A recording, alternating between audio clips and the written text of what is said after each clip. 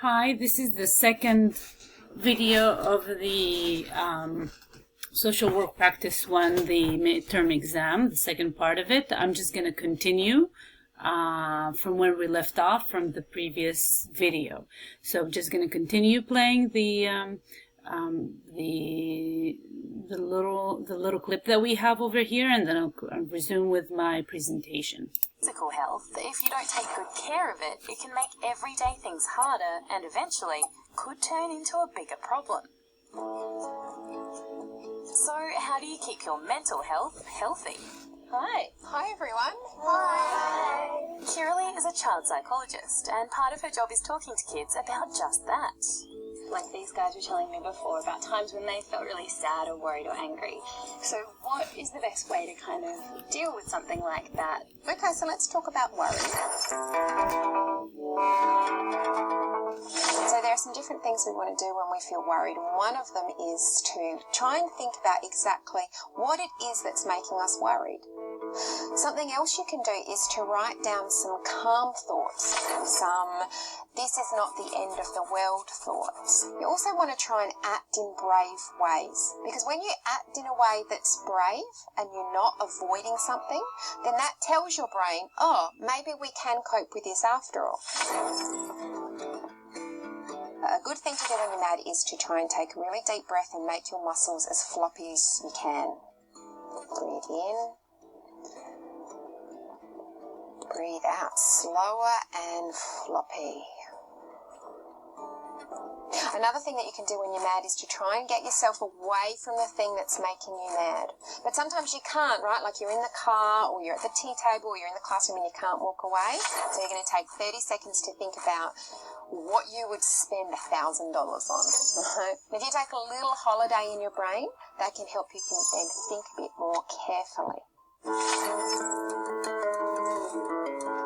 Talk a little bit about your sadness. You might like to paint or draw a picture or play music or write a letter. Something else that's really important to do when you're feeling sad is exercise. That actually helps your brain work better and it helps you feel better. So it's really important when you're sad is to kind of make yourself do stuff that's important to you. Well, what makes me happy is playing the guitar and just reading. When I'm worried, I like watching movies. A good way that I use to make myself calm down is I draw. So instead of leaving the sadness and anger inside, I put it on just a piece of paper. Overall, Shirley says that communication is the most important part of dealing with worry, sadness or anger. It's really important to try and tell somebody, particularly an adult can be useful, but even if it's another friend. And remember, you're never the only one feeling the way you do.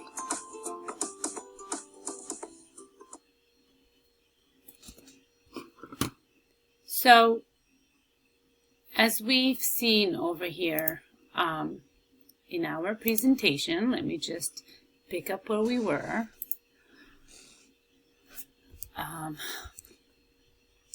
So we said here, what is the role of the social worker? If you saw in the video, so what did you pick up from the video, everybody? The social worker told the students or the kids in that group exactly what they need to do specifically for each one in order for them to feel better when they're feeling sad, angry, or unhappy, or worried, or fearful? No. What did the social worker did? Or the therapist in that video? It's not a social worker. Right. She gave them different options and she let them choose what they wanted for themselves and what worked for them. She also gave them ideas and they modified that idea. So she told them, do something that makes you happy when you're feeling sad. And if you saw, each student or each child in that group had a different way of making themselves happy. One liked to watch a video, and another liked to draw, and another liked to play the guitar, play music. So she gave them a direction or a way of thinking, and they came up with a solution for themselves. So when it comes to a social worker, as a health professional, they're not exactly like doctors. They don't come to you and tell you exactly how to fix your problem. They give you an idea, and you have, and they work with you, and you have to come up with the solutions for what works for you best, in terms of solving that problem that you're having. So again, it's very important to distinguish that they're not healers. They would not come, go in and fix you and then go out. First of all, there's nothing wrong with you. Second, this is not how social workers and therapists and counselors and psychologists work. So the next slide is actually, there are some words, if you look here, we're going to take a little exercise here for everybody to be part of. Just a little group exercise. There are all those words on the left side of the screen if you see: weak, normal, strong, crazy, scary, lonely, faking it, healthy, attention seeker, loved, supported, and caring. And you have two boxes of false and true. So when you hear a person with mental illness, or a person that is depressed or having an anxiety attack or has OCD or is anxious, or their parents are getting divorced and they're feeling really sad and depressed, what do you think about that person? What do you think those words represent? Do they represent the reality that this is actually what the person is, or they are true representation of what the person is who's having issues of those that I mentioned, or it's not true? So if a person who's having let's say a person who is depressed or is being bullied, let's say one of your friends is being bullied, and they feel so sad and lonely and depressed, and they are afraid of going to school, is that friend of yours a weak person? Is that a true statement or a false statement? False. It is a false statement. How about normal? Are they normal like you, or are they freaks? A person who is being bullied and feeling all those feelings, and they have this problem, they're normal or freaks? Right, they are normal. They're not any different than you. They're just having a problem that they need to resolve, a problem that they need to learn how to cope, meaning how to work with it. Are they strong? Is it a false statement or a true statement? Are they strong people? Are they strong and that friend of yours who's being bullied, is he strong or she is strong? Right, they are strong because they're having to go through such difficult times, and they need a lot of power, a lot of energy, and a lot of thinking of how to solve it in order for them to go through it, in order for them to wake up in the morning. It's not easy. Are they crazy? No, they're not crazy. How about scary? Are they scary? Are they going to hurt us? Are they going to make jeopardize our safety? What do you think? Are they scary people? Just because they may have different experiences, it doesn't mean that they're scary, right?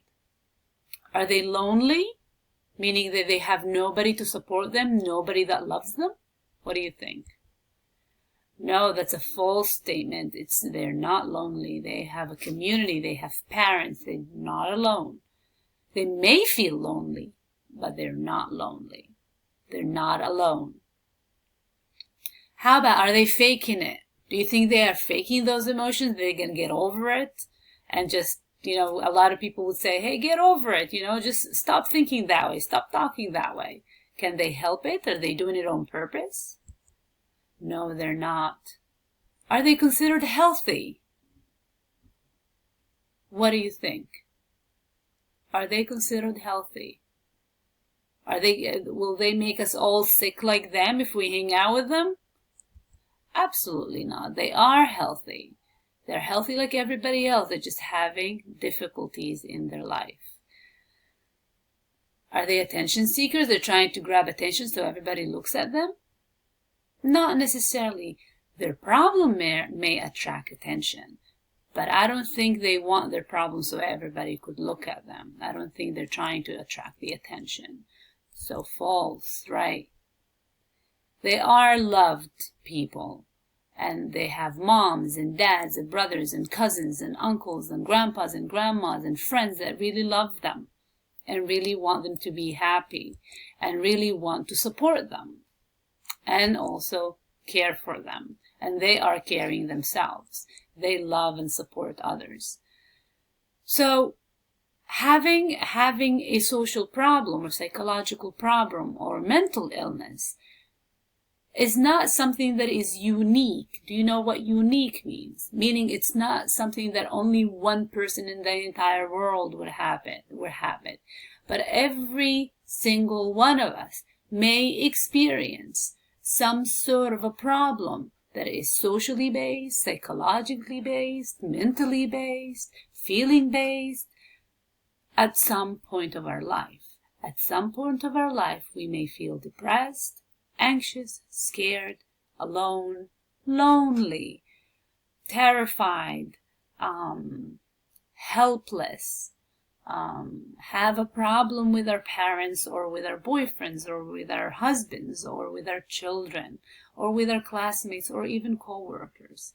Every single one of us may have a problem. Athletes, politicians, moms, brothers, painters, lawyers, actors, artists, young people, old people, students, teachers, Americans, and every single person in the world will experience some sort of a social problem at some point of their life. So it is not something that is not common. It's just knowing and learning how to seek help when we need it. Any questions, everybody? Thank you. And these are the references, and you can reach those videos if you're interested in watching them again. Thank you very much.